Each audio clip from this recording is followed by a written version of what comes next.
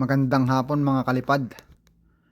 Ngayon nag-try tayo magpalipad ngayon kasi ang temperature ngayon dito sa Canada ay -4 na lang. So bumaba yung lamig. So yung mga snow, yan mga puti-puting yan natunaw. Kaya madulas pa rin yung sa mga street. Kaya di sa amin sa daan. Pero sa highway malinis naman. So hindi madulas.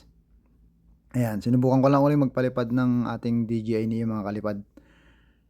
Kasi hindi naman malalamig. Kaya nag-try lang tayo. Dito lang naman sa paikot ng bahay. Ayan, tinaray ko lang para yung propeller ay uminit. Ayan, pinandar ko lang dyan. Pinalipad ko lang dyan sa paikot dyan sa bahay. Ayan. So kaya naman niya kasi mababa nga yung temperature ngayon. Kaya medyo kampante. Ayan mga kalipad. Nakita nyo mga snow na bumagsak. Mga natunaw na yung iba.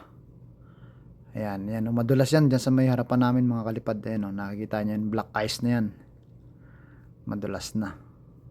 Pakadulas. Ayan yung makikita nyo makikintab na yan mga kalipad sa gilid-gilid. Black ice yun. Madudulas yun. Yun ang lilikado. Ayan. Nagsubok lang tayo mga kalipad.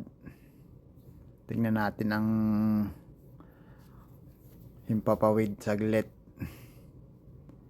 Ayan ang mga bahay-bahay dito.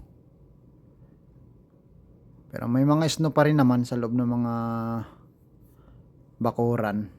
Ayan marami pa rin naman. Hindi pa naman totaling natunaw. Ayan. Dito lang yan sa town namin mga kalipad. Ayan lang mga kalipad. In-update ko lang kayo sa ating DJI Neo na drone.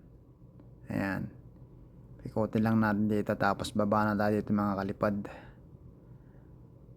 Ayan ang sitwasyon dito ngayon sa Manning, Alberta mga kalipad. Ayan mga kalipad. Thank you. Ingat palagi. Lalo na yung mga Pilipinong nandito sa Canada na nagda-drive. Ingat mga kalipad. Bye-bye.